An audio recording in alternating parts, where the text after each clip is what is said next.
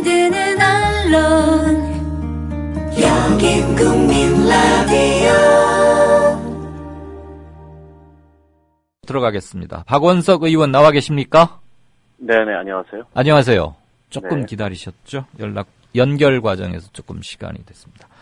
네, 진보당 소속 노회찬 의원께서 서울 동작을 야권 후보 단일화 관련해서 시한을 내일로 정했는데 지금 단일화 방법을 가지고 진통, 난항 이렇게 표현해야겠죠?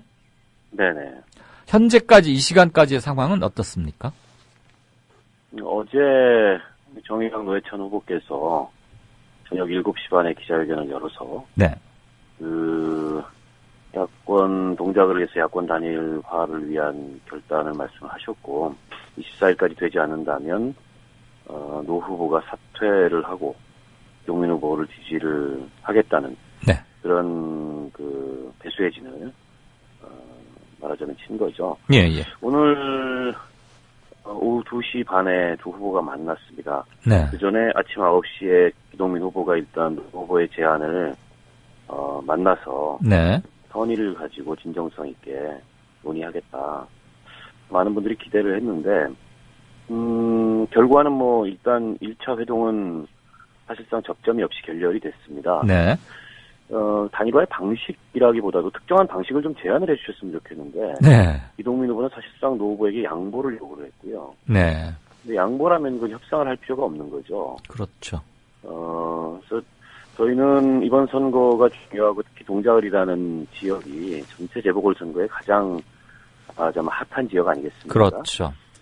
거기서 꼭 이길 수 있는 후보로 단일화를 해야 되고 그 이길 수 있는 후보가 누구인지 객관적 방식을 통해서 검증을 하자. 네.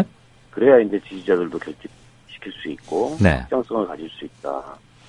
지금 이제 며칠 안 남은 상황에서 전례로 봤을 때 가장 객관성을 가질 수 있는 그 결정 방식은 여론조사다. 네. 이것까지 제안을 했습니다. 근데 예. 여론조사 시간이 없다 이렇게 말씀하시는데 그렇지가 않고요. 네. 새정 의지의 문제 같아요. 방법은 찾으려면 있을 수야 있겠죠. 새정치민주연합이 이번에 전략공천 후보를 결정할 때는 오후 2시에 시작해서 밤 8시, 9시까지 여론조사를 했던 전례가 있고요. 네. 저도 의지의 문제로 느낍니다. 그리고 기동민 후보는 계속 이제 자기가 전략공천 후보이기 때문에 네. 당에서 책임있게 방법에 대해서 결정을 해달라는데 당은 또 한사코 회피를 하고 있습니다. 후보가 알아서 해라. 예. 근데 이게 누구도 결정하지 않는 이런 가운데에서 노회찬 대표의 사퇴를 기다리는 거 아니냐, 시간을 끌면서. 네. 저희는 이런 느낌을 받았고요. 지금 이제 전국적으로 뿐만 아니라 수도권에서는 특히 제1야당인 새정치민주연합의 전패 이런 것들이 예상이 되지 않습니까? 예. 이런 상황에서 과연 지금 김한길 안철수 두 지도부께서는 선거 승리가 목표인 건지 네. 아니면 자신들이 했던 공천의 정당성을 끝까지 지키고 당내에 이루어져야 한 세력 갈등의 긴장을 유지하는 것이 이번 선거의 목표인 건지 상당히 의문입니다. 예. 노회찬 후보의 진정성이나 여러 가지 향후 정치적 변화 등을 감안한 전격 제안은 이제 어느 정도 행간을 읽을 수 있겠는데 기왕이면 투표용지 인수에 들어가기 전인 21일 전에 시한도 아예 그때로 정하고 좀 더 서둘렀더라면, 즉 네. 시계를 지금으로부터 한 너댓새 이전으로 돌려서 시작했더라면 어땠을까 하는 아쉬움도 좀 있단 말이죠. 예, 물론 그렇게 할 수도 있었을 겁니다. 네, 근데 그때는 일단 타이밍을 넘겼고. 정의당에서는 그래서 그 전이 야권 연도의 골든 타임이라고 얘기를 했던 거고, 네. 당대당 협상을 즉시 열자 이런 제안을 했는데 새정치민주연합에서 묵묵부답하거나 거부를 해왔던 거죠. 네. 저희의 애초 방침은 이건 이제 개별 후보 차원에서 캠프 차원에서 하는 것이 아니고, 예. 이번 그 선거의 공천은 어느 당이든지 상향식 공천이 아닌 전략 공천을 했지 않습니까? 예. 그러면 그건 당이 책임지는 것이 이치에 맞다. 이게 이제 저희의 주장이고 입장입니다. 그래서 당대당으로 얘기를 하자. 네, 사실 새정치민주연합의 그 후보들은 모두 다 이제 당의 결정을 따르겠다. 당의 결정에 따를 수밖에 없다. 이런 입장들이에요, 전부. 네. 아니, 그거는 전략 공천을 받은 후보이기 때문에 상당한 무리를 일으키면서 해당 지역에 있던 뭐 다른 원외위원장을 밀어낸다거나 이런 방식으로 왔기 때문에 그 후보가 자신의 어떤 거취와 단일화 문제에 대해서 자율적으로 결정할 수가 없는 거죠. 예. 모든 면에서 이거는 당 차원에서 협상을 하는 게 맞는데 정의당의 당대당 협상 제안을 무슨 바꿔먹기로 새정치민주연합은 얘기를 하시는데 그런 제안을 저희가 해본 적이 없고 네. 세월호 참사 이후에 열리는 첫 번째 국회의원 재보궐선거에서 예. 대한민국이 어디까지 얼마만큼 변화할 수 있고 그 희망과 주체를 어떻게 국민들에게 보여줄 거냐. 예. 이게 이번 선거의 제일 중요한 의미라고 저는 봅니다. 예.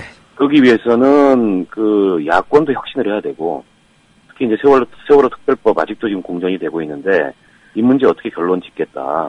그리고 관피아와 같은 우리 사회에 쌓여있는 적폐들 네. 어떻게 원칙을 가지고 해결하겠다. 예. 2016년, 17년 정권 개최 어떻게 하겠다. 그 과정에서 야권이 어떻게 연대하고 협력하겠다. 이런 포괄적 그림 속에서 그걸 위해서 우리는 이번에 이런 야권 연대를 하겠습니다. 이게 이제 네. 국민들에게 이해를 구하는 방식이거든요. 박 대변인님, 청취자들이 지금 박 대변인 목소리가 조금 잘 안 들린다고 조금 크게 말씀해 주십사. 이런 네, 얘기를 크게 말하겠습니다. 네. 그게 이제 이해를 구하는 방식이고 네. 국민들도 야권 연대를 수용할 수 있는 방식이라고 생각해요. 근데 새정치민주연합에서는 후보들이 알아서 해라. 그리고 선거에 들어가다 보면 나중에 자연스럽게 우열이 가려지면 정리가 되지 않겠나. 네. 이런 이제 큰 당이 소수당 후보들을 압박해서 정리시키겠다 이런 다소는 패권적인 태도로 일관했다고 저희는 봅니다. 알겠습니다. 그렇기 때문에 21일이라는 네. 투표용지 인쇄 이전에 네. 골든타임을 지키기 위해서 저희는 굉장히 노력을 했다는 점 말씀드립니다. 예. 그런데 파트너가 있는데 저쪽에서 소극적이어서 그 골든타임을 놓칠 수밖에 없는 사정이 있었다. 이 말씀이시죠? 네네. 아까 바꿔먹기 이렇게 말씀하셨는데 혹시 이렇게 번역해서 들어도 됩니까? 수원에서는 네. 천호선 대표가 양보를 하고 그러니까 네. 민주당 측에 양보를 하고 새정치민주연합에 네. 그 대신 서울 동작을에서는 정의당의 노회찬 후보가 양보를 받는 이른바 뭐 네. 한간에서는 이런 짝짓기를 많이 하는데 그걸 염두에 두고 한 발언이십니까? 아닙니다. 그 당내에서 네. 뭐 새정치민주연합에서 그렇게 읽었는지는 모르겠으나 네. 그런 방안은 당내에서 비공식적으로라도 한 번도 논의가 된 적이 없고요. 예. 천호선 후보는 정의당의 당대표입니다. 네. 근데 정의당의 당대표를 그렇게 카드로 쓸 수가 있나요? 네. 그리고 아니, 천호선 후보의 지지율이 네. 지난주 이번 주에 비해서 굉장히 많이 올랐거든요. 예. 한 2배가량 지지율이 오르고 있고 영통이라는 그 지역이 평균 연령이 29세입니다. 네. 아주 굉장히 젊군요. 젊은 도시고 네. 천호선 후보에 대한 그 관심과 지지가 모이고 있고 예. 이런 상황에서 어떻게 그걸 당대표를 주저앉히고 동작을 세우는 그런 협상을 하겠습니까? 그거는 알겠습니다. 새정치연합 일각에서 굉장히 근거가 없는 해석을 했다고 저는 봅니다. 한간에 그런 얘기들이 많이 있었기 때문에 또 들어 아시리라고 믿고요. 네네. 마지막 질문 하나 드리겠습니다. 네. 마지막 질문이어서 서운하긴 합니다만. 선거 때마다 이런 식의 단일화 논의가 나옵니다. 그 실효성을 두고도 의심을 하고 있고, 네네. 유권자들은 피로를 호소합니다. 네. 과정의 지지부진함도 그렇고, 네네. 단일화 이후에 정치적 임팩트도 의외로 크지 않고, 최근 3번의 선거에서의 패배도 많이 작용을 했겠죠. 네네. 적어도 통합진보당은 이제 북한 문제 이런 것 때문에 조금 그 사상, 철학의 스펙트럼이 크다면, 네. 새정치민주연합과 정의당은 큰 틀에서 합당 또는 확실한 지금보다는 좀 더 강한 연대나 제휴 이런 것을 모색해야 되는 거 아니냐 이런 얘기들이 있는데 어떻게 생각하십니까? 그 합당이라는 것은 이른바 빅텐트론인데요. 네. 근데 그거는 뭐 저희로서는 사실은 생각하고 있지 않은 방안이고요. 진보정당은 진보정당으로서의 가치와 노선이 있다고 생각합니다. 네. 새정치연합이 갖고 있는 가치와 노선과는 분명히 다릅니다. 네. 다만 이 문제가 이렇게 불안정할 수밖에 없는 이유는 예. 이 선거제도에 문제가 있습니다. 지금 현행 소선거구제 단순다수대표제 하에서는 예. 결국에는 여당과 제1야당이 기득권을 계속 누릴 수밖에 없는 그런 구조고 1등이 아니면 모두 사표가 되는 이런 선거제도이거든요. 네. 얼마 전에 국회의장께서도 이런 승자 독식의 선거제도를 바꿔야 된다. 예. 그리고 비례대표제 같은 걸 확대하고 응대선거구제 같은 걸 도입을 검토해야 된다. 이런 제안을 하셨어요. 제헌절날. 네. 근데 두 큰 당은 뭐 아무 답변이 없더군요. 저희는 그런 선거제도 개혁이 지금 굉장히 필요하고 그게 정치의 다양성을 확대하고 국민들의 대표성이나 민의를 왜곡시키지 않는 네. 그런 방안이다 이렇게 생각합니다. 네. 물론 지금 현재 선거제도를 가지고서 우리가 선거를 치를 수밖에 없는 조건이고 양 당이 합의하지 않는다면 선거제도 개혁이 안 될 텐데요. 이게 농사짓는 농부가 반만 타고 있을 수는 없는 거 아닙니까?